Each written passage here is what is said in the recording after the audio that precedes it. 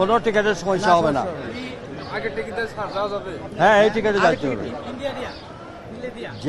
যে এয়ারলাইন্সে যান, এটা তো আপনার কারণে তো বন্ধ, সাময়িক একটা প্রবলেমের জন্য এটা বন্ধ। আপনাদের টিকিটে কোনো অসুবিধা হয়, যদি হয় আপনারা আমাদের সঙ্গে প্রবাসী কল্যাণ মন্ত্রণালয়ের সঙ্গে যোগাযোগ করবেন, আমরা এটা আপনাদেরকে শেয়ার করব। ঠিক, আমি নিশ্চিত কোনো ধরনের আপনাদের হেসল হবে না। না, যদি আপনার ফ্লাইট যদি চালু হয় তাহলে আপনাকে বিদায়, নতুবা তো নিয়ে লাভ নাই, এখন তো এয়ারলাইন্স বন্ধ। মাননীয় মন্ত্রী, আমরা দেখতে পেয়েছি যে আজকে বাংলাদেশ বিমান থেকে আমরা একটা সূত্রে জানতে পেরেছি যে জেদ্দা এবং মদিনা রুটে কিছু ফ্লাইট তারা পরিচালনা করবে। আমরা দেখতে পেয়েছি যে রাত থেকে অনেকে কিন্তু এয়ারপোর্টে তারা না জেনে সরকারি নির্দেশনা তাদের কাছে না পৌঁছানোর কারণে অবস্থান করছে। বাকি ফ্লাইটগুলো কবে নাগাদ বা কীভাবে আপনারা পরিচালনা করবেন যদি জানাতেন। না, এটা তো সিভিল এভিয়েশন বলবে, এটা আমি বলতে পারবো না। সিভিল এভিয়েশন রুট বলবে যখনই ফ্লাইট চালু হবে। নর্মালি আমরা টেলিভিশনের স্টলে বা মিডিয়ার মাধ্যমে আমরা এটা জানানো, সিভিল এভিয়েশনের কর্তৃপক্ষ এখানে বসা আছে, প্রতিমন্ত্রী বসা আছে, 24 ঘন্টা আমাদের মাননীয় প্রধানমন্ত্রী মনিটর করতেছেন।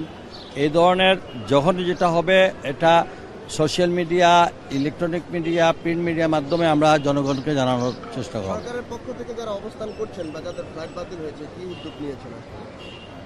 মানে সরকারের পক্ষ থেকে মানে যেগুলা বাতিল হয়েছে, আমরা কালকে রাত্রে পর্যন্ত এদেরকে প্রথমে তাদেরকে থাকার ব্যবস্থা করেছি। তারা যারা যে গন্তব্যস্থলে যাওয়ার তাদের জন্য আমরা গাড়ি ব্যবহার দিয়ে দিয়েছি। মানে অ্যাকোমোডেশনের যা আছে ফেসিলিটি, আদার ইনফরমেশন যেগুলো আছে সেগুলা লিখের জন্য আমরা তাদের কন্ট্যাক্ট নাম্বার দিয়েছি। কনসার্ন অফিসার সকল মনিটরিং করতেছেন। এবং এও বলছি যে কোনো কিছু হলে আপনারা টেলিভিশনের স্ক্রলে দেখবেন আমাদের অ্যানাউন্সমেন্ট, ঘন্টায় ঘন্টায় অ্যানাউন্সমেন্ট চলছে। তো কাজে এইটুকু যতটুকু করা আমরা। মাননীয় মন্ত্রী, অনেকেই দেখছি পরিবার পরিজন নিয়ে এখানে আসলে দুশ্চিন্তা এবং ভোগান্তিতে পড়ছেন, তাদের ব্যাপারে তাদের শুনেন, সারা জাতি আমরা তো এটা তো বলে আমাদের ওনারা যেভাবে পরিবার পরিজন, আমরাও তো রাষ্ট্রের দায়িত্ব নিয়ে আমরা চিন্তায় আছি আমাদের নাগরিকরা কিভাবে এখানে আসে। ওই জন্য আমাদের প্রত্যেক রাষ্ট্রদূতের সঙ্গে আমাদের কন্টিনিউয়াস যোগাযোগ হচ্ছে, সেল গঠন করা হচ্ছে, যেখানে যেটা ইনফরমেশন পাচ্ছি আমরা সার্বক্ষণিকভাবে সেই ব্যবস্থা নেব। সর্বশেষ প্রশ্ন, মধ্যপ্রাচ্যের অনেক দেশে আমাদের প্রবাসীরা রয়েছেন, তারাও কিন্তু উৎকণ্ঠায় আসলে সেখানে থাকছেন, এম্বাসিগুলো তাদের সাথে যোগাযোগ করছে কিনা? আমি তো বললাম কাল আপনারা যদি আমাদের হোয়াটসঅ্যাপ গ্রুপে চলে যান, আপনারা হোয়াটসঅ্যাপ গ্রুপে গেলেই আমাদের অ্যাম্বাসেডারদের 1 ঘন্টা পর পর স্টেটমেন্ট আসতেছে।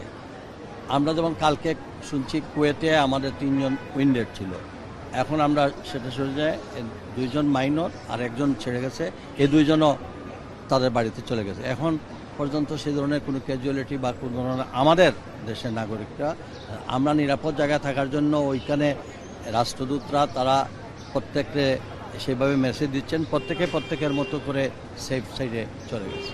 মাননীয় মন্ত্রী, আপনারা 2টা নাম্বার দিয়েছেন যোগাযোগের জন্য, ভোগান্তিতে যারা আছেন সেই নাম্বারগুলোতে আসলে অভিযোগ করছেন যারা যাত্রী, তারা যে আসলে যে কাঙ্ক্ষিত সেবা পাওয়ার কথা সেটা তারা পাচ্ছে না। শোনেন, আমাদের হটলাইন আছে, এই যে আমাদের নাম্বার 16135 হটলাইন। এবং আমরা না আর শুধু প্রবাসী কল্যাণ মন্ত্রণালয়, সিভিল এভিয়েশন, পররাষ্ট্র মন্ত্রণালয় প্রত্যেকেই আমাদের যার ডেস্ক থেকে দেওয়া হচ্ছে। আপনি যে বললেন আপনি সোশ্যাল মিডিয়া, ইলেকট্রনিক মিডিয়া আপনি কতক্ষণ পর স্কল দেখেন, আমরা বারবার অ্যানাউন্সমেন্ট করতেছি। এরপরে যদি কেউ বলে যে আমি শুনছি না, এটা তো ডুবে, তারপরে যদি কিছু থাকে দয়া করে আপনিও দেশের নাগরিক হিসাবে কাইন্ডলি আমাদেরকে ইনফর্ম করে দিয়ে। হ্যাঁ, হেল্পিং ডেস্ক আছে, আমাদের সব অফিসাররা। আমি যেখানে মন্ত্রী হিসাবে এখানে উপস্থিত, সেখানে আমার সচিবালয় মন্ত্রণালয়ের সচিব, সিনিয়র সচিব সবাই এখানে বসা। কাজে এর থেকে বড় হেল্পিং ডেস্ক। ধন্যবাদ।